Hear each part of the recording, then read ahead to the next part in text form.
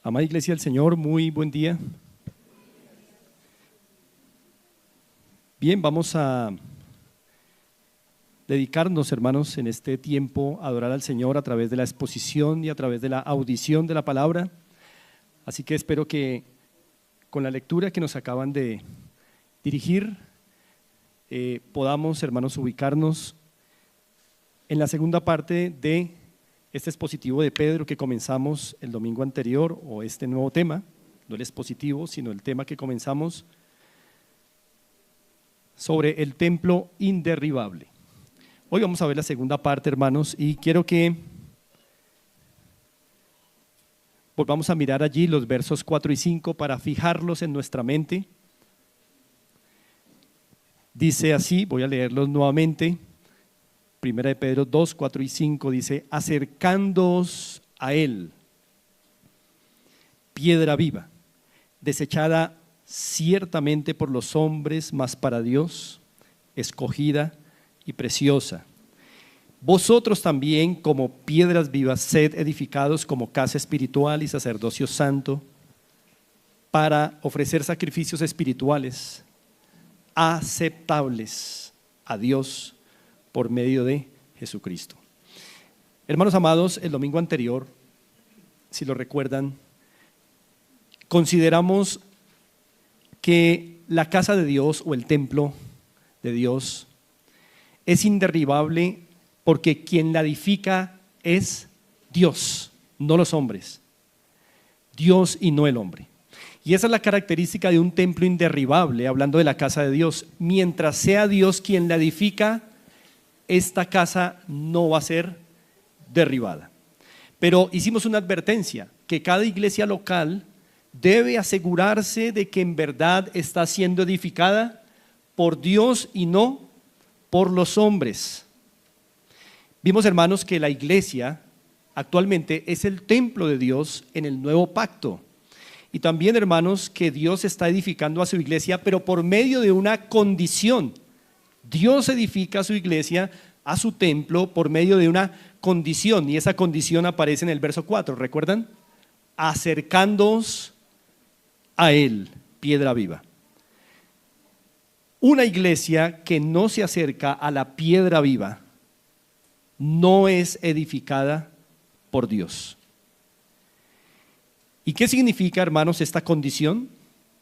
Que la iglesia congregada, como lo vimos, no debe tener una meta superior, no debe tener una meta más grande cuando se reúne, que no sea buscar y encontrar a Cristo en todo lo que la iglesia hace en conjunto, es decir, cuando se reúne. ¿Y por qué razón aparece esta condición para la edificación, hermanos? Porque Cristo es la piedra viva. No hay más piedras vivas en la iglesia, no es el pastor, no son los amigos, no son otras metas cuando nos reunimos las que nos van a dar lo que solo la piedra viva nos da. ¿Y qué nos da la piedra viva? Vida espiritual y vida de santidad. Por eso, casa espiritual y sacerdocio santo. El único que puede proveer a su iglesia vida espiritual para que sea casa espiritual y vida de santidad para que sea un sacerdocio santo es la piedra viva. Por eso, hermanos, la condición. Y cada iglesia, y nosotros hoy, hermanos, como iglesia en Fontibón, debemos revisar que nuestra gran meta al reunirnos siga siendo buscar, hallar y encontrar a Cristo, hermanos. Y eso es lo que hará de nosotros una casa espiritual y un sacerdocio santo. Pues, hermanos, hoy vamos a considerar estas cosas con un mayor detalle. Lo que vamos a hacer hoy es hacer una especie de zoom a mucha afirmación que hicimos el domingo anterior. Vamos a acercarnos un poco más profundamente a quién es esta piedra viva, quién es esta piedra angular de la que nos habla nuestro pasaje. Por eso quiero que hoy, hermanos, nos dediquemos a desarrollar un punto, y es este: que la casa de Dios es inderribable porque permanece sobre su piedra angular y viva. La casa de Dios, es decir, la iglesia, es inderribable porque permanece sobre su piedra angular y viva. ¿Y cuál es la advertencia, hermanos, comenzando ya, que hay que hacer? Que como iglesia o cada iglesia local, hermanos, debe asegurarse de que está permaneciendo sobre esa piedra angular y viva. Nosotros hoy como iglesia local aquí en Fontibón tenemos que seguir asegurándonos, verificando que seguimos sobre la piedra angular y viva. Porque la única casa que será inderribable, el único templo que será inderribable es el que permanece sobre la piedra angular y piedra viva, hermanos. Por eso lo primero que quiero que veamos es cómo Cristo es presentado aquí como una piedra central. Piedra central, entiéndase angular. Piedra central, entiéndase piedra angular. ¿Y qué relación tiene esta piedra angular con el templo de Dios que es la iglesia? Hermanos, me va a ser necesario ir a otros pasajes para que podamos entender bien el asunto de por qué Cristo es la piedra central o angular. Tengan en cuenta eso. Quiero que me acompañen a Éxodo, capítulo 20. Éxodo, capítulo 20. Vamos a encontrar allí una importante referencia que nos va a ayudar a entender a Cristo como la piedra central del templo de Dios, o sea, angular. Éxodo capítulo 20, versos 24 y 25. Después de que Dios dio la ley al pueblo de Israel, los mató. Es decir, les mostró la gravedad de su pecado. Recordemos que la ley tiene un ministerio de condenación, ¿no? Y después de los 10 mandamientos, el pueblo entendió su pecaminosidad, se echó para atrás, fueron reargüidos de pecado, pero el Señor en su misericordia les dice: tranquilos, voy a permitir que ustedes sigan siendo perdonados sobre la base de los sacrificios, y entendemos que estos sacrificios son sacrificios proféticos en el sentido de que preanuncian al Salvador. Pero el Señor les dice algo después de la ley, después de esta conmoción que recibieron por la ley, en el versículo 24. Éxodo 20, 24, leo a favor de ustedes. Dice el Señor: altar de tierra harás para mí, y sacrificarás sobre él tus holocaustos y tus ofrendas de paz, tus ovejas y tus vacas. En todo lugar, subraya en su mente esa palabra lugar, en todo lugar donde yo hiciere que esté subrayen eso también, memoria de mi nombre, vendré a ti y te bendeciré. Subrayen también bendeciré en su mente. Noten que en el verso 24 el Señor promete que va a haber un lugar en donde Él va a hacer que esté la memoria de su nombre. ¿Qué significa la memoria de su nombre? Su presencia. Su presencia. Es Dios diciendo: tranquilo pueblo mío, voy a escoger un lugar donde voy a morar, y ahí donde yo more, ¿qué haré? Los bendeciré. Entiéndase como vida eterna. Les bendeciré con vida. Donde yo esté va a haber vida eterna, en ese lugar que yo escoja. Muy bien, esto es una preanunciación del tabernáculo, que luego se convierte en el templo y que hoy es la iglesia, hermanos. El lugar en donde está la presencia de Dios y donde Él, por su presencia, bendice a su pueblo. Pero, hermanos, es muy curioso que estos conceptos de la presencia de Dios, el lugar de adoración y bendición estén relacionados con una piedra. Miren el verso 25. Y si me hicieres altar de ¿qué? De piedras. El concepto de adoración estuvo relacionado también con el concepto de piedras. Espero que esto se pueda clarificar en los versos posteriores. No las labres de cantería. Es una instrucción importante para nuestro entendimiento de Cristo como la piedra central o angular. No las labres de cantería, porque si alzares herramienta sobre él, lo profanarás.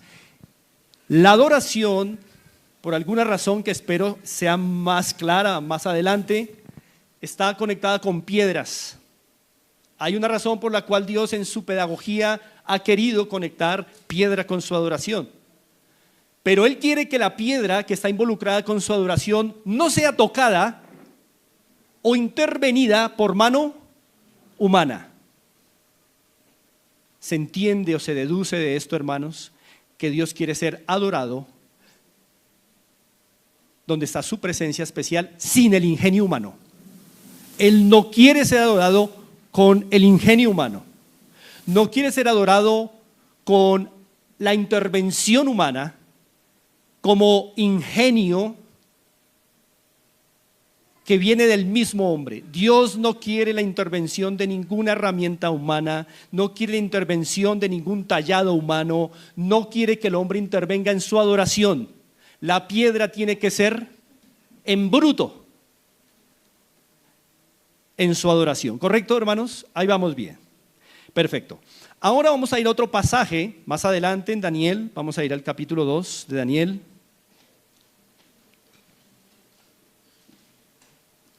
Daniel, capítulo 2. Y ustedes, hermanos, recordarán que en Daniel 2 encontramos ese episodio en donde Nabucodonosor tiene una visión, recuerdan un sueño, más exactamente, y en el sueño que vio, una colosal estatua hecha de diferentes materiales, ¿recuerdan? Y Nabucodonosor buscó en su reino quién pudiera darle la interpretación, pero el sueño también, quién pudiera revelarle lo que soñó.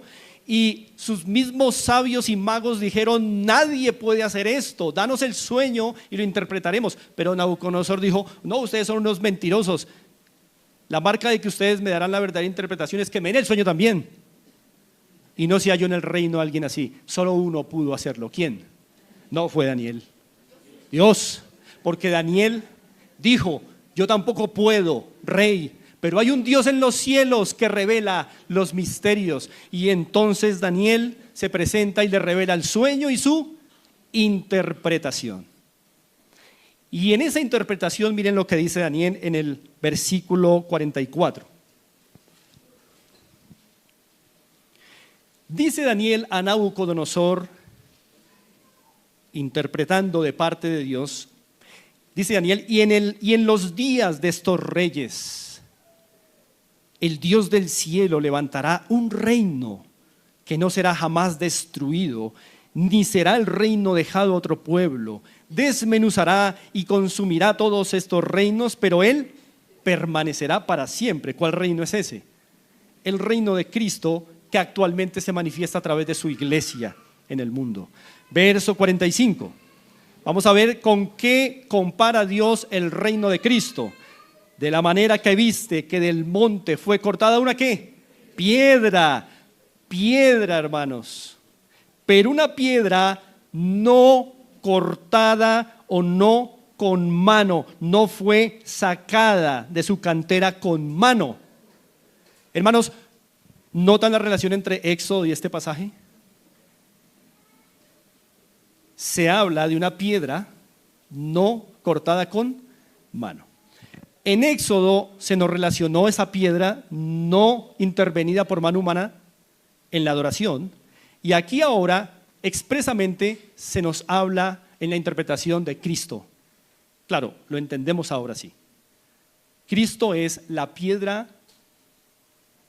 no cortada con mano, no intervenida con mano. Ahora, hermanos, ¿cómo entender eso? En la antigüedad, teólogos y padres de la iglesia como Ireneo de Lyon o como San Agustín entendieron que esto se refería a la concepción de Cristo. ¿Por qué? Porque Cristo en su concepción no experimentó intervención de un hombre. Pero, hermanos, uniendo texto con texto en la escritura, queda claro que aunque eso es cierto, el significado es más amplio de comparar a Cristo con una piedra no cortada con mano. Y, hermanos, ciertamente lo que debemos entender de este hecho, hermanos, es que Cristo establece un reino divino, pero lo establece sin la intervención de la gloria humana, la fuerza humana, el ingenio humano o la gloria humana. Solo Él, solo su gloria, solo su fuerza, solo su plan, solo su voluntad. Y hermanos, el reino de Dios en Cristo actualmente se manifiesta a través de su iglesia en el mundo, su reino salvífico. ¿Eso qué quiere decir, hermanos? Que la iglesia en el mundo actualmente, que es el reino salvífico de Cristo, fue establecido no por mano humana, no por gloria humana, no por ingenio humano, no para la gloria humana, sino la del Señor. Y entonces, si unimos Daniel con Éxodo, ¿qué va quedando claro, hermanos? Que un verdadero templo de Dios, un reino de Dios en Cristo, el verdadero, no tiene intervención de mano humana. Yo les expliqué a ustedes el domingo anterior que todo templo que tiene intervención humana es un templo idolátrico. Todo templo que se constituye, que se forja, se construye sobre el ingenio humano, sobre la gloria humana, sobre la personalidad humana, es un templo idolátrico. Y Dios nunca dejaría su templo para ser construido sobre la gloria humana, la personalidad humana, el ingenio humano o la fuerza humana. Así que, hermanos, en conclusión, Cristo es la piedra no cortada con mano en la adoración, como lo vemos en Pedro, para que entendamos los hombres que todo lo bueno que le puede pasar a la iglesia solo puede provenir de una piedra sin intervención humana, de una piedra viva que es Cristo Jesús. Por eso, hermanos, es tan importante que no creamos la mentira de que una iglesia se puede mantener por el ingenio de un hermano o de una hermana, o por la personalidad de un hombre. Es una mentira, hermanos. Miren, grandes hombres de Dios han pasado por la iglesia y se han ido. Y la iglesia continúa. No por ellos, no por esos hombres, sino por la piedra viva, no cortada con mano. Hermanos, en la historia han habido grandes laodiceas que han caído porque dejaron de estar sobre la piedra viva. Pero también en la historia han habido pequeñas y pobres Esmirnas y Filadelfias que se han mantenido porque han permanecido sobre la piedra viva. Pero también, hermanos, una pobre y pequeña Esmirna y Filadelfia podrían caer y ser derribadas si dejan de permanecer en la piedra viva, hermanos. Y empiezan a cambiar la piedra angular por gloria humana, personalidad humana y otras metas que, hermanos, no son el fundamento del templo de Dios. Así que, hermanos, no creamos ni por un segundo, por favor, que esta iglesia local está mejor porque hay ciertas personas, porque está cierto hermano, porque está cierta hermana. No se crean la mentira y no nos creamos la mentira que la iglesia está bien por nosotros, ni que está mejor con nosotros. Y que si no estuviéramos, tal vez esta iglesia sería peor o desmejoraría o no sería tan feliz o alegre, qué sé yo. No nos creamos ni por un segundo esa mentira. Esta iglesia está bien y estará bien por una sola razón, y es que tiene una piedra en su fundamento llamada la piedra viva, Cristo. Ustedes y yo vamos a morir o nos vamos a ir por una u otra razón, y la iglesia del Señor permanecerá, entre tanto permanezca sobre la piedra viva. No por su personalidad ni por la mía. De hecho, probablemente esta iglesia estaría mejor sin nosotros, si dejamos a Cristo actuar y dejamos de tener protagonismos y centralismos que no nos corresponden. Esta iglesia se sostiene solo por esta piedra viva, no cortada por mano humana, es decir, sin intervención de glorias y personalidades humanas.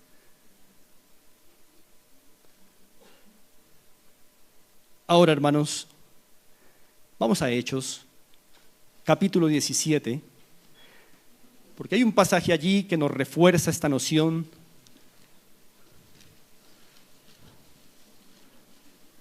Hechos, capítulo 17.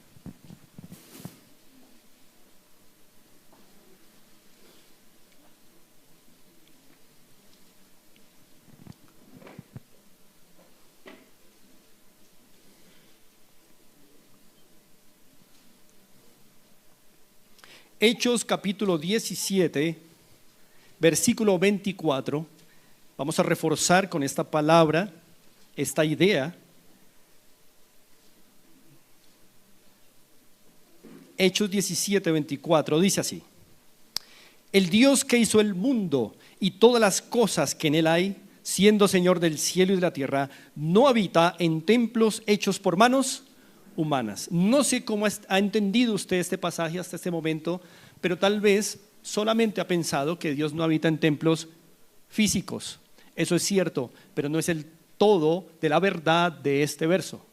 Este verso implica que Dios no habita en ningún templo, ni físico ni no físico, en donde intervenga el hombre como piedra, como fundamento. Dios no habita en templos humanos donde el hombre se coloque como piedra viva, entre comillas, viva. Dios no habita en templos donde la iglesia, que se hace llamar templo, tenga otra meta distinta a buscar y hallar a Cristo como piedra viva. Dios no habita en esos templos. Bien que sean físicos o bien que sea de piedras vivas, en donde el hombre se ha puesto como centro, como fundamento, donde los hombres que allí se congregan buscan otra cosa que no sea Cristo. Dios no habita en ese tipo de templos.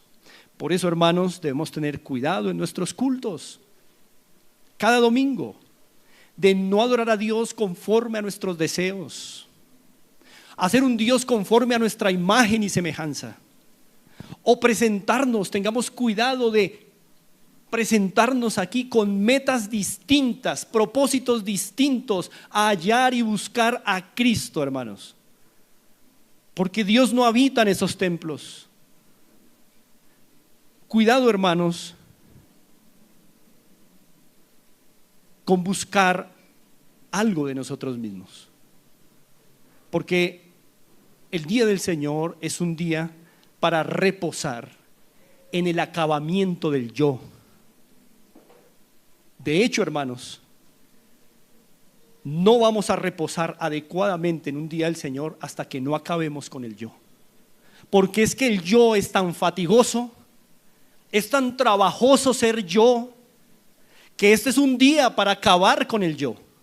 No es un día para ir a buscar mis metas, mis objetivos, querer ser yo admirado, alabado, saludado. Es un día es para darnos y morir al yo, para que Cristo viva en nosotros. Esto está implicado en ir a buscar o acercándoos a la piedra viva. Hermanos, piensen en esto, miren, si todos en esta mañana, si todos y cada uno de nosotros, los que somos piedras vivas, nos congregáramos acercándonos a Cristo, seríamos más unidos, nos uniríamos más. ¿Por qué? Porque si todos venimos a la misma piedra, pensaríamos lo mismo, tendríamos el mismo propósito, estaríamos en el mismo lugar. Pero, hermanos, en el templo de Dios hay fracturas debido a que hay metas distintas. Entonces no coincidimos en el mismo lugar, en la misma mente y en el mismo propósito. Si todos viniéramos aquí buscando solo una cosa, a Cristo, nos encontraríamos en el mismo lugar, estaríamos más juntos, una sola mente, un solo propósito. Pero si venimos con metas distintas, fracturamos el templo de Dios y unos estarán allí y otros allá. Y, hermanos, déjeme decirle que en la historia de la iglesia, la persecución nunca ha acabado con la iglesia del Señor. Pero una iglesia se acaba por sus propias piedras. Por sus propias piedras. Nunca los enemigos de la iglesia le han hecho un daño como para acabarla. Llevamos 2000 años, hermanos, en el nuevo pacto y la iglesia permanece. La persecución jamás ha podido contra la iglesia. Satanás nunca ha podido, pero se han acabado iglesias porque sus piedras son porosas. Por sus propias piedras se acaba un templo, se derriba un templo. Piedras porosas de pecado, piedras porosas buscando otras metas que no son Cristo. Entonces debilitan al edificio, fracturan el edificio, colapsa el edificio cuando las piedras vivas se apartan de su única piedra angular, de donde vendrá su vida espiritual y su vida de santidad. Por eso, hermanos, todo esto para indicar que Cristo es la piedra central o angular, fundamental del templo que es la iglesia. Vamos a ir a Mateo 18 también. Mateo capítulo 18.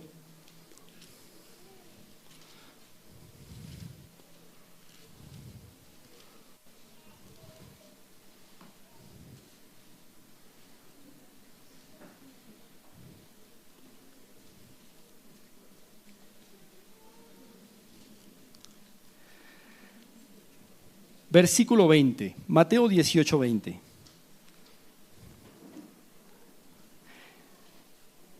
Un texto que ciertamente es conocido entre nosotros. Lo leo a favor de ustedes. Dice: porque donde están 2 o 3 congregados en mi nombre, esto lo dice el Señor Jesús, allí estoy yo. ¿En qué posición? Él es una piedra central, hermanos. Él es una piedra central en medio de ellos. Creo, hermanos, que no hay razón para ampliar en este texto, porque ya sabemos que este texto está en un contexto eclesiástico. Hemos dicho una y otra vez desde este púlpito que este pasaje no se refiere a las reuniones informales de la iglesia, pues su contexto es la iglesia reunida. Es decir, este es un contexto eclesiástico. Jesús promete estar en medio de su iglesia reunida, y esto ocurre, por ejemplo, un día como hoy, primer día de la semana. Es entre nosotros, y en este momento en que Cristo ha prometido estar en medio de nosotros. Me está escuchando en este momento predicar, pero también está viendo cómo usted coloca atención. Está aquí, hermanos, realmente está aquí entre nosotros. Lo prometió, Él no miente. Es central, está en medio, no a la derecha, no a la izquierda, en medio de ustedes. Dice aquí el Señor. Siempre el Señor ha estado en medio. Siempre, hermanos, el Señor ha estado en medio y siempre estará en medio, porque es la piedra central. En su crucifixión, ¿en dónde estuvo? ¿En qué posición estuvo? ¿A la derecha, a la izquierda? Estuvo en el medio, hermanos. En su resurrección, cuando se apareció, ¿qué dice Juan 20? Se puso en medio de sus discípulos. Aquí se dice que va a estar en medio de nuestras reuniones. Apocalipsis dice que Él se movía en medio de sus candeleros. Apocalipsis dice que el árbol de la vida, que es Él, ¿en dónde está? En medio del paraíso de Dios. Efesios dice que Él es el medio entre judíos y gentiles, y es el medio entre los hombres y Dios. Siempre está en el medio. Hermanos, al congregarnos, en verdad valoramos así al Señor Jesucristo como central, como piedra fundamental. No soy yo, es Él el que está en el medio siempre. Es central, es fundamental. Ahora bien, hermanos, tengo una diapositiva para tratar de explicar algo sobre qué es la piedra angular. Miren esa imagen, hasta ahí.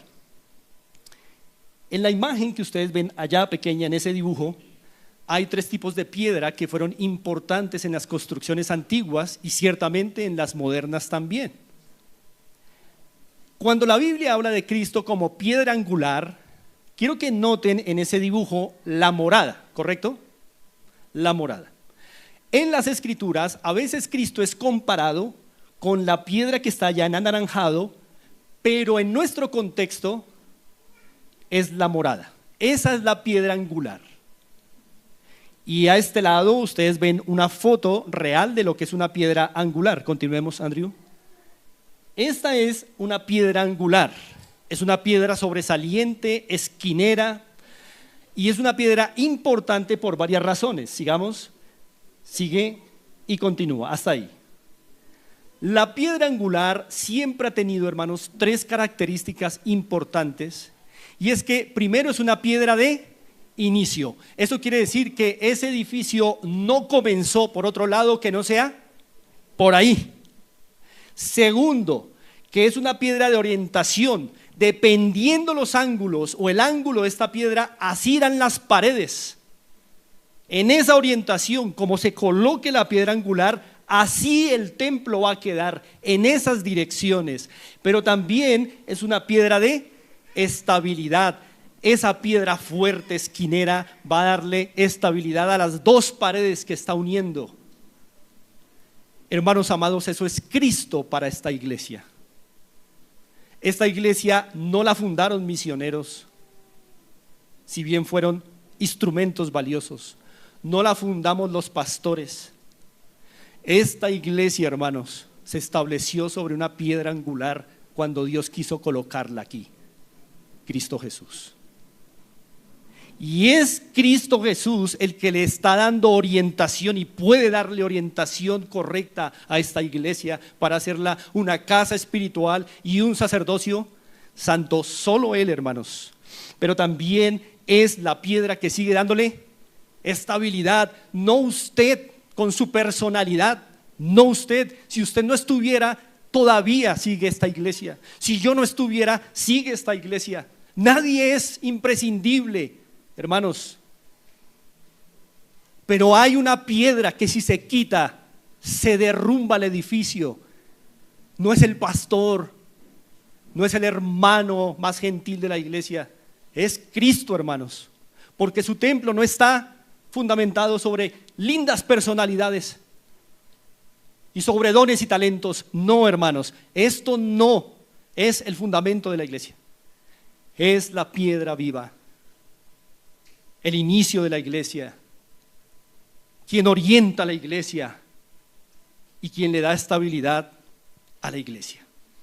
Cuando pensemos en piedra central, pensemos entonces en piedra angular. Hermanos, pero descubrir la riqueza de esa piedra en una iglesia requiere de fe, hermanos. Requiere de fe.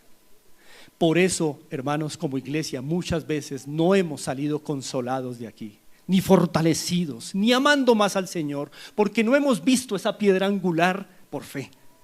Venimos con otras metas, otros propósitos y volvemos a casa más animados por otras razones y no por haber hallado por fe a esa piedra fundamental de orientación y de estabilidad. Hemos venido a ver otras cosas. Hemos vuelto a nuestras casas con otras cosas en el corazón y no por haber hallado por fe a la piedra viva. Por eso, hermanos, cuando nos congregamos, preparémonos para hallar a esta piedra viva que es Cristo Jesús. Esta piedra angular que nos da estabilidad, que nos orientará para hacer una verdadera casa espiritual y un sacerdocio santo. Y hermanos, nos va a ayudar mucho cada vez que nos congreguemos, ir con la mentalidad, primero, de que vamos a una iglesia que no fundamos nosotros. No es mi iglesia, no es mi iglesia, no en el sentido fundacional del término. No es mi iglesia. Yo pertenezco a ella y en ese sentido el posesivo mí aplica, pero no aplica en el sentido fundacional. No es mi iglesia, no puedo hacer con ella lo que yo quiera, no la fundé yo, no fueron mis términos, mis reglas, mis mandamientos, no la fundé yo, no es mía. También congregarnos con la idea de que no son ni mis reglas ni mis metas las que me orientarán junto con mis hermanos para hacer una casa espiritual. No son mis metas ni mis propósitos los que nos darán sentido como iglesia. Son sus mandamientos, hermanos. Sus mandamientos. Y no es mi personalidad hermosa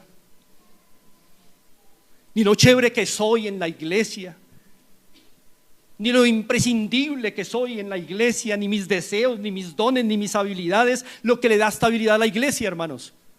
Es Él, piedra central, angular, Él y solo Él, hermanos. Nosotros venimos y vamos, pero el templo de Dios será inderribable siempre que permanezca en la piedra angular. Y solo hay una escogida y preciosa para Dios, Cristo. Ustedes y yo, piedras vivas, vamos y venimos, pero quita el fundamento y se acaba un templo de Dios. Quita la piedra angular y se derrumba un templo de Dios y queda allí cualquier otra cosa, como lo mencionamos el domingo anterior, cualquier otra cosa queda menos un templo de Dios. Ahora, hermanos, Cristo no es solo la piedra angular del templo, sino que también es la piedra viva. Hay dos cosas entonces que hay que tener en cuenta respecto a Cristo en nuestros cultos, y es que Él no es solo la piedra central y angular, sino que también dice la Escritura que es la piedra viva. Por eso el contexto que estamos estudiando en Pedro nos habla de Él como la piedra angular, pero de Él también como la piedra viva. Ahora, hermanos, vamos a darnos a la tarea de profundizar un poco más. ¿Qué implica que Cristo sea la piedra viva? Porque, hermanos, esto va a transformar nuestros cultos. Nuestra adoración a Él, hermanos, es una piedra viva. Así que Cristo no solamente es una piedra de inicio fundacional, no solamente es una piedra que da orientación y estabilidad, sino que también es una piedra viva. Y, hermanos, piedra viva se contrapone ¿a qué concepto? A piedra muerta. Es decir, que en la Escritura vamos a poder hallar piedras muertas y también piedras vivas. Hermanos, recordemos, como anuncié el domingo pasado, que cuando hablamos de piedra muerta estamos hablando de templos erigidos por el hombre, templos intervenidos por la mano humana, templos constituidos sobre la base de la personalidad de un hombre, sobre la base de la gloria de un hombre, sobre la base de la fuerza de un hombre, pero no sobre la piedra angular. Templos idolátricos, piedras muertas. Una piedra muerta está en su fundamento. Para hacer esta distinción entre piedra muerta y piedra viva, quiero que vayamos a un salmo, el Salmo 115. Vamos a ir allí.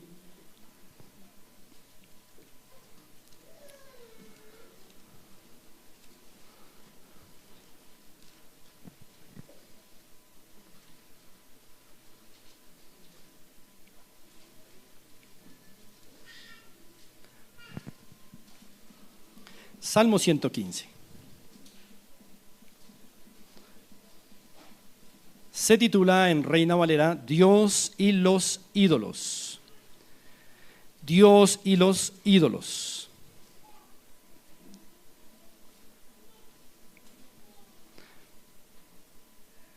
¿Estamos ahí, hermanos? Bien. Voy a leer a favor de ustedes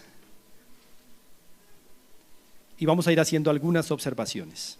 Dice el verso 1, no a nosotros, oh Jehová, no a nosotros, sino a tu nombre da gloria, por tu misericordia, por tu verdad. ¿Por qué han de decir los gentiles o las gentes, ¿dónde está ahora su Dios? Nuestro Dios está en los cielos, todo lo que quiso ha hecho. Muy bien. Ahora el versículo 4 con esta introducción es el que nos va llevando al punto de hacer un comparativo entre piedra muerta, piedra viva. El verso 4 dice, los ídolos de ellos son plata y oro. Ciertamente hacen parte de materiales y de piedras, ¿cierto? Pero oro y plata aquí son obra de manos de hombres. Acabamos de mirar, hermanos, que todo lo que tenga intervención humana es idolátrico.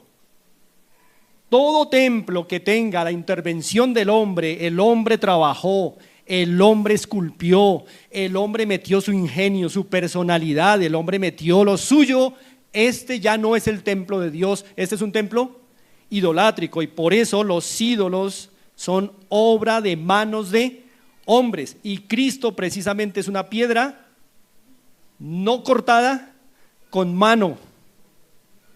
Hay entonces allí ya una inferida distinción importante. Ahora, vamos a revisar desde el verso 5 en adelante qué es una piedra muerta para inferir qué es una piedra viva. Bien, comencemos. Primera línea del versículo 5. Piedra muerta. Tienen boca, mas no hablan. Hermanos, una piedra muerta en el contexto de la adoración, en donde el hombre intervino, talló, donde metió su ingenio, su gloria y su personalidad, no habla, no sirve para nada, es una vaciedad, una vanidad. Pero de esto se desprende o se infiere que la piedra viva, ¿qué hace? Habla. Una piedra viva habla. Y recuerden, acercándoos a él, piedra que habla. Si es viva, habla. Acercándoos a él, piedra que habla. Hermanos, cuando nos congregamos, tenemos que venir con el sentido de que él hablará, porque es una piedra viva. Hablará la palabra del Señor. Y si la piedra viva habla, entonces quienes predicamos tenemos que prepararnos adecuadamente para hablar en nombre del Cristo que habla, porque es una piedra viva. Ustedes y nosotros juntos tenemos que escuchar con atención su palabra leída, su palabra cantada, su palabra orada, enseñada, porque Cristo va a hablar. Si Él es piedra viva, habla, hermanos. Si fuera piedra muerta, dice el Salmo, no habla. Si es piedra viva, va a hablar. Por eso, hermanos, tratamos de aprovechar el culto desde que se nos convoca, desde la hora que se convoca. Si ustedes y yo tenemos en mente que Cristo va a hablar, entonces no llegamos tarde, porque Cristo va a hablar. Lleguemos tarde si es el presidente el que va a hablar, si es el pastor el que va a hablar, lleguemos tarde. Pero si es acercándoos a la piedra viva, que no es el pastor, sino es Cristo, quisiéramos estar muy puntuales, porque va a hablar la piedra viva. Así se identifica a alguien que en verdad se acerca a la piedra viva, cree que va a hablar y quiere estar en todo tiempo que Él va a hablar. Hermanos, por eso vamos al baño antes, para no comenzar con la interrumpidera, porque Cristo va a hablar. Cristo va a hablar. ¿Nos estamos dando cuenta de lo que implica acercarnos a la piedra viva que habla? Es preparar todo para estar con Él por fe. Por eso leemos la Biblia como si estuviéramos buscando un tesoro, porque está Cristo ahí, porque Él habla, es piedra viva. Oramos con la convicción de que Él responderá porque Él habla. Hermanos, como piedras vivas, ustedes y yo necesitamos aprender a hablar como espirituales y como sacerdocio santo. No lo lograremos si no nos acercamos a la piedra viva que habla. Pero hermanos, si no nos congregamos para acercarnos a la piedra viva que habla, entonces ¿a quién vamos a terminar oyendo? A nuestro propio corazón, hermanos. Usted lleva en su propio corazón su predicador más famoso. Le está usted escuchando a toda hora. Usted abre los ojos y ya está dándole sermones el predicador que lleva adentro, diciéndole qué hacer y qué no hacer. Y si usted viene aquí a acercarse, no a la piedra viva que habla, va a seguir escuchando el mismo sermón de siempre, el de su mejor pastor, el de su mejor predicador, ese que está en su corazón, un corazón engañoso. Toda la palabra que escuches aquí, si no vienes a acercarte a la piedra viva que habla, va a ser como escuchar pasar un avión. Sí, se oye, pero no tiene ningún efecto en nuestra vida. Porque no venimos preparados para escuchar al Cristo vivo que habla a su pueblo de verdad, hermanos, no de mentiras, de verdad habla. Y no estamos a la altura todavía, hermanos, de esto. Por eso hay mucha distracción, por eso hay muchas salidas al baño, por eso hay tanto, no sé, desazón al escuchar la palabra. Además, la línea B del verso 5 que dice: tienen ojos, mas no ven. Las piedras muertas, esas en donde intervino el hombre, tienen ojos, sí, pero no ven. Por inferencia, la piedra viva, ¿qué puede hacer? Ve. La piedra viva ve. Hermanos amados, nos congregamos cada domingo con la fe de que Cristo nos va a estar viendo. Ojo, hermanos, esto es muy delicado, porque si en verdad tenemos fe en que Cristo es una piedra viva y que nos acercamos a Él y que queremos lucir en el corazón y externamente porque Él nos está viendo, cambia nuestra vida y nuestro culto, cambian nuestras conversaciones, cambian nuestras metas. Pero ¿por qué no lo hemos logrado? Porque no creemos que en verdad Él sea una piedra viva que ve. Le tratamos como a una piedra muerta. Hacemos aún lo que queremos en nuestros cultos, decimos lo que decimos porque no creemos que Él nos ve. Nos vestimos como nos vestimos porque no creemos que Él nos vea. Traemos un corazón no listo porque no creemos que Él nos vea. Pero si creyéramos que la piedra viva ve, esto cambiaría nuestra forma de congregarnos, de vivir nuestros domingos.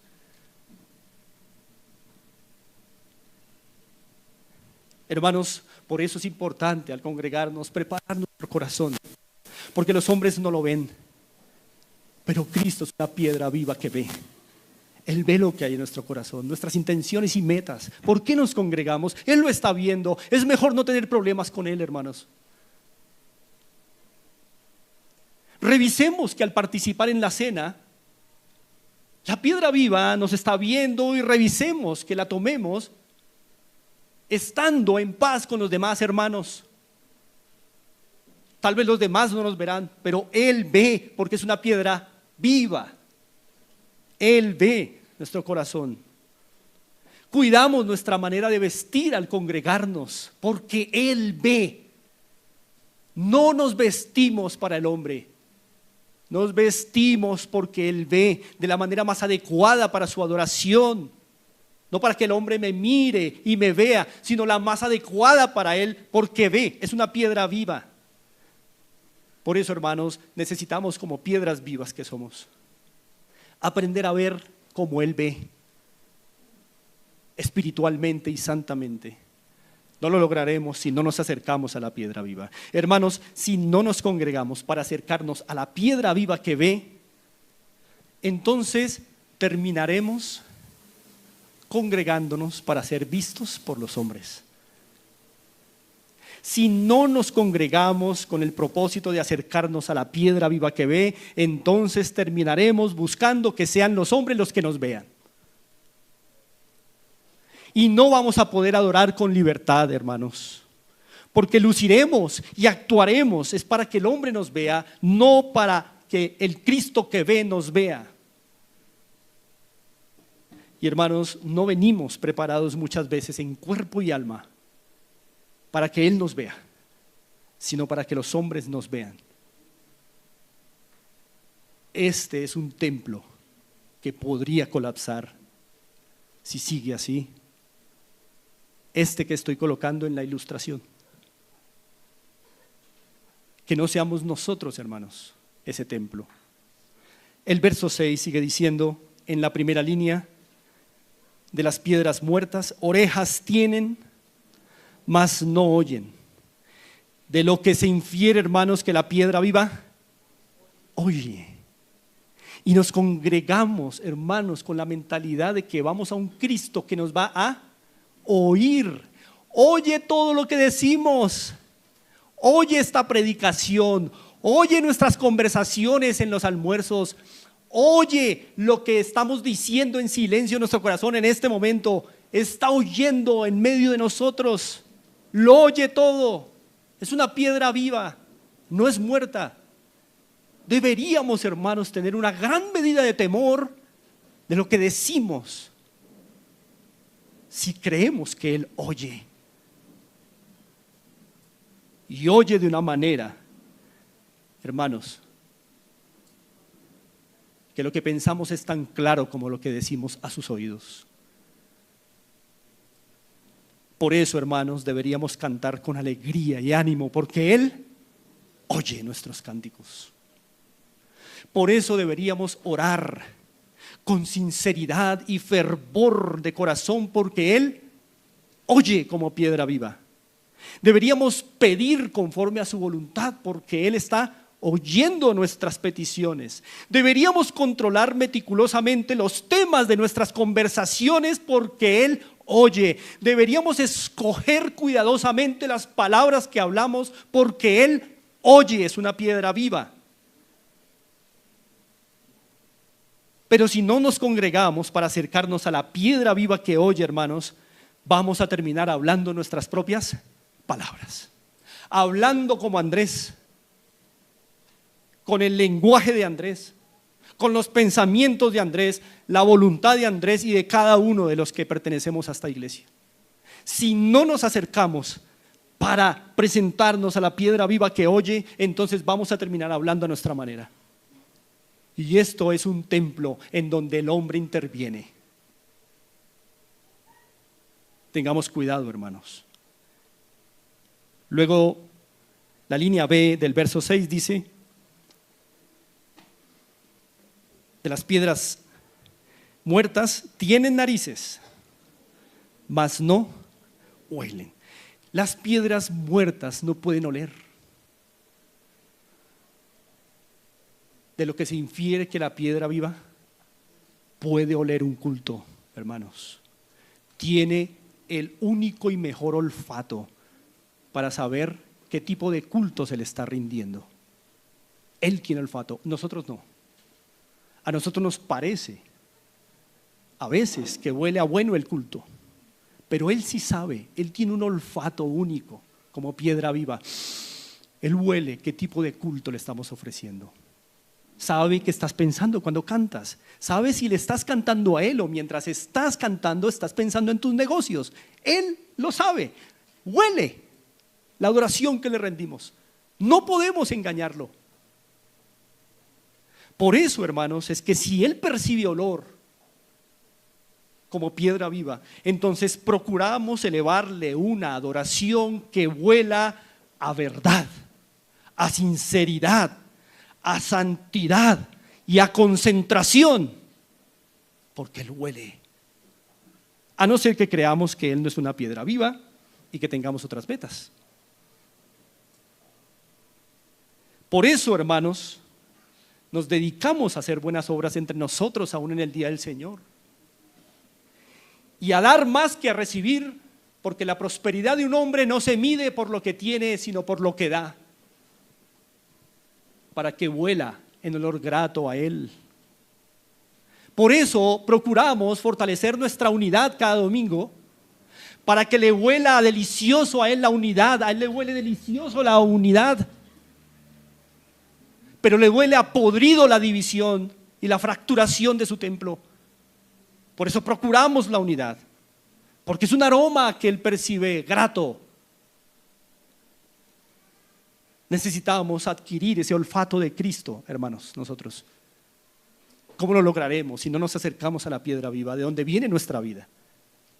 Pero, hermanos, si no nos congregamos para acercarnos a la piedra viva que huele, que percibe olores, entonces vamos a terminar incensando a nuestra propia personalidad. Si no venimos a darle olor y fragancia al que huele, entonces vamos a ofrecer incienso a nuestra propia personalidad. Lo que a mí me gusta como yo soy, prevalece. Por eso, hermanos, a veces los otros hermanos no nos reconocen por los cambios que ven, sino porque somos muy nosotros. Hermano, cuando te digan a ti, uy, usted sí es muy Andrés, preocúpese, o su nombre, deberían decirnos, oye, tú sí has cambiado, no eres como antes. Pero cuando le dicen a uno, me pongo como ejemplo, usted sí sigue siendo ese Andrés de siempre. Hermanos, preocupémonos, por favor. No estamos acercándonos a la piedra viva, no nos está cambiando, estamos siendo muy nosotros, nuestra personalidad.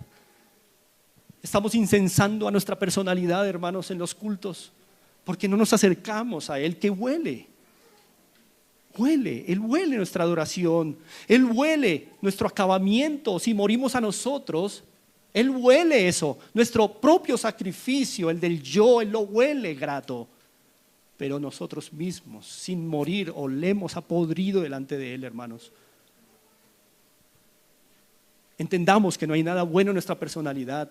Por eso Dios no fundamenta sus templos en personalidades humanas.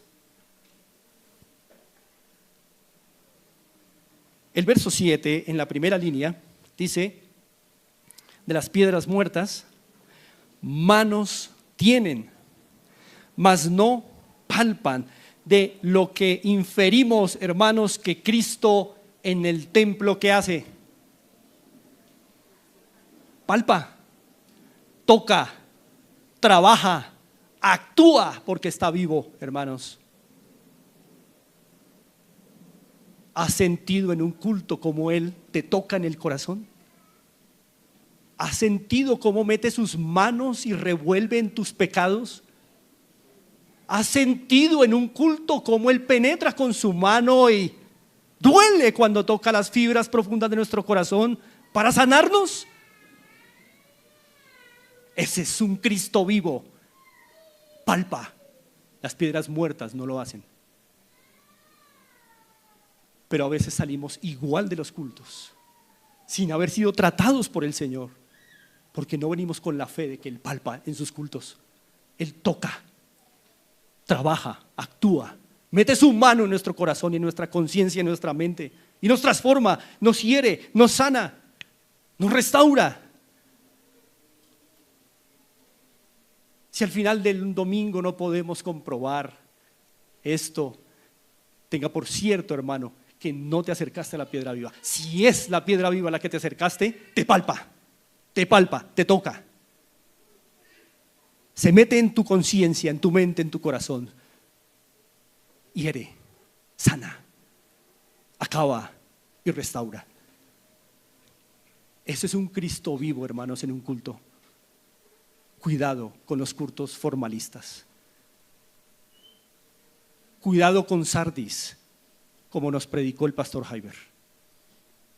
Cuidado con ser una iglesia insensible, moribunda, que ya no sabe cómo experimentar la mano de Dios en un culto público. Un cántico bien cantado debería confrontarnos. Un cántico bien cantado debería casi hacernos llorar, hermanos, si lo estamos tomando como deberíamos tomarlo, la piedra viva. No muerta, porque las muertas no palpan. Por eso, hermanos, también traemos nuestras vidas cada domingo para que Él meta sus manos en nuestra vida y nos cambie. Por eso traemos nuestras ofrendas los domingos, porque sus manos, ¿qué van a estar haciendo? Recibiéndolas. Tú las echas al arca, pero son sus manos las que las reciben. Y por eso aceptamos sus tratos humillantes en el culto, porque sabemos que no es el pastor ni el maestro, es Cristo, la piedra viva, que está metiendo su mano en nuestro corazón y está arrancando lo que tiene que arrancar y sembrando lo que tiene que sembrar. Es su mano, no la del pastor. Su mano, porque Él es la piedra viva. Por eso no nos amargamos al volver a nuestra casa, sino damos gracias al Señor por habernos acabado. Porque en el acabamiento personal está la verdadera vida. Mueres y vivirás. Vives y morirás. La paradoja del Evangelio. Así que, hermanos, en un culto nos consolamos porque sabemos que sus manos están trabajando en su pueblo, si es que creemos que Él es una piedra viva. Ya hemos visto en qué terminan las manos humanas que quieren intervenir en templos idolátricos. Hermanos, no nos hagamos inútiles para cada vez que nos congregamos no poder ver sus manos trabajando en nosotros.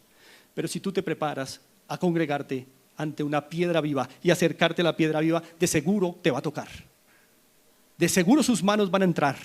Si estás concentrado en la piedra viva, va a actuar en ti.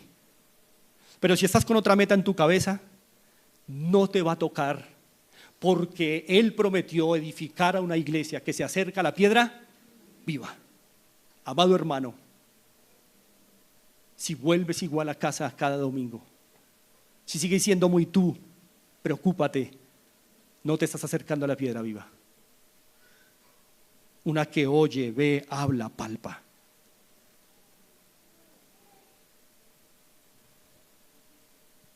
Tus ofrendas no serán una verdadera adoración, hermano, sino una carga o una costumbre si no crees que son manos de Cristo, el Cristo vivo que las está recibiendo. Cuando tú vienes aquí a ofrendar y sabes que son las manos de Cristo, el Cristo vivo que palpa con sus manos, que es el que las va a estar recibiendo, ofrendas con liberalidad, con gozo, con alegría, con generosidad. Pero la razón por la cual las ofrendas son una carga todavía para ti es porque no crees que es el Señor el que está recibiendo tal acto de adoración, sino que son para el pastor. En esta iglesia ni por un segundo creemos eso. Las ofrendas son un acto de adoración. Las manos de Cristo reciben esas ofrendas.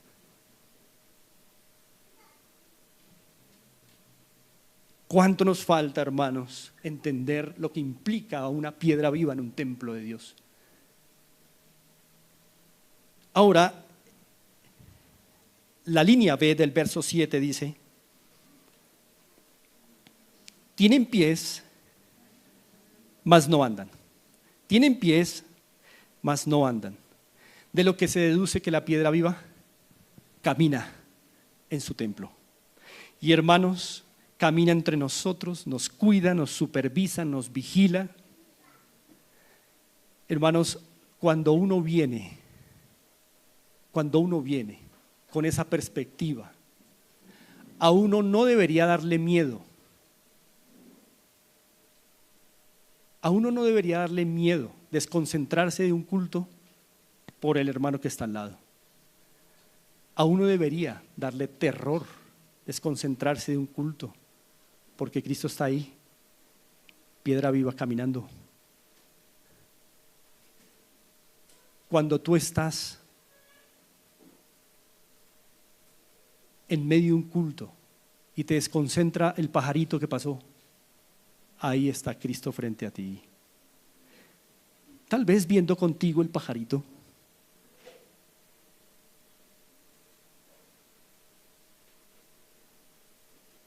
Y si creemos que Él está con nosotros, hermanos, tendremos mucho cuidado, mucho temor de su presencia. Adoraremos con concentración. Ninguna preocupación debe estorbar nuestra adoración porque Cristo camina en medio de su candelero. Tendremos cuidado de lo que pensamos, de las palabras que decimos, de lo que hacemos, no hacemos, actitudes, sino de adorarle con todo el gozo, alegría y corazón y no entregarnos a nada más que a eso, hermanos, porque Él está caminando, supervisando, vigilando, cuidando también nuestros corazones, hermanos.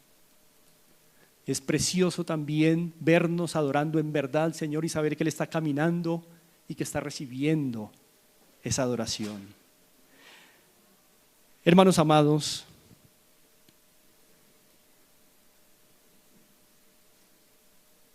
finalmente, el verso 8 dice: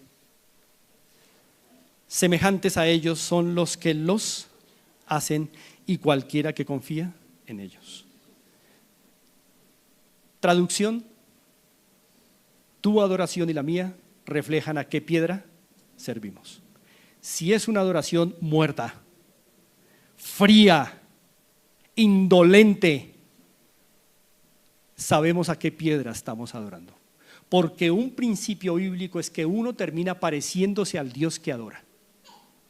Bien, hermanos, esto es un principio escritural. Uno termina pareciéndose al Dios que adora.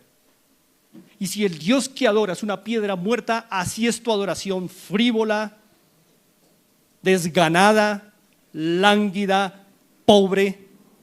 Y todo lo más que se te ve alegre es cuando se acabó el culto. Hablas duro es cuando se acaba el culto.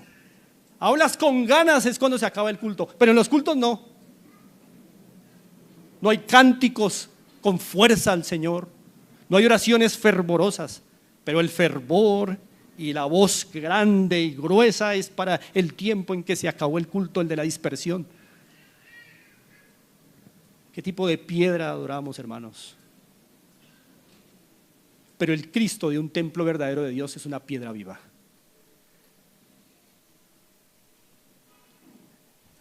Hermanos, en conclusión, Cristo es la piedra central de su templo, de esta iglesia.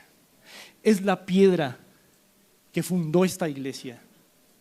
Es la piedra que da orientación santa y espiritual a esta iglesia.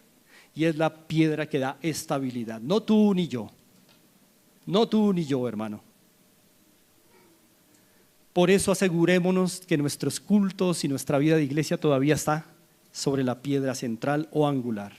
Pero, hermanos, también Cristo es la piedra viva de su templo. Y se requiere de nosotros venir y congregarnos con fe para ver a Cristo hablando, viendo, oyendo, palpando y caminando entre nosotros, cosa que una piedra muerta no hace. Hermanos, que nos vayamos diciendo: tan rico que hablamos hoy con los hermanos. No, eso está bien, es un efecto saludable, pero que volvamos a casa diciendo: qué delicia haber escuchado a Cristo. Lo vi hoy entrar con sus manos a mi corazón y despedazar aquí. Eso es lo que tendríamos que volver a decir después de un culto. Lo vi caminando entre nosotros. Me avivó a una adoración sincera. Era Él, no era yo, era Él. Me avivó, trajo mis pensamientos, cosas que no entendía. Me clarificó más de su ser. Eso es lo que deberíamos llegar a casa a decir. Y no: el refrigerio estuvo tan delicioso hoy. La hermana tal le estaba estrenando un vestido. Cosas triviales que no sirven para nada, hermanos. No transforman a nadie, pero la piedra viva transforma. ¿Y saben por qué llegamos a veces a los cultos con una fe tan debilitada? Para ver a Cristo caminar, hablar, oír, palpar. Porque, hermanos, durante la semana el mundo amorató los ojos de nuestra fe, les dio duro, los traemos pequeños. El mundo le dio duro a nuestros ojos, venimos con ojos de fe amoratados, chiquitos, no los podemos abrir de tanto mundo que consumimos en la semana. No hubo oración, no hubo medios de gracia utilizados, solo televisión, solo novelas, solo Netflix.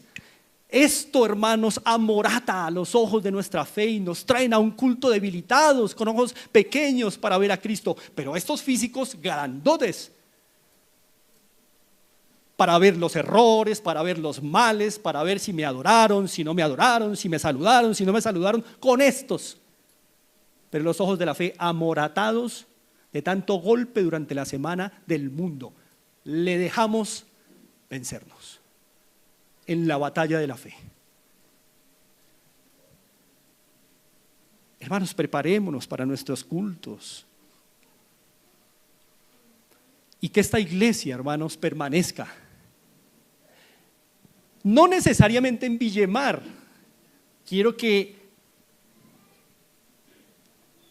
me entiendan adecuadamente, hermanos.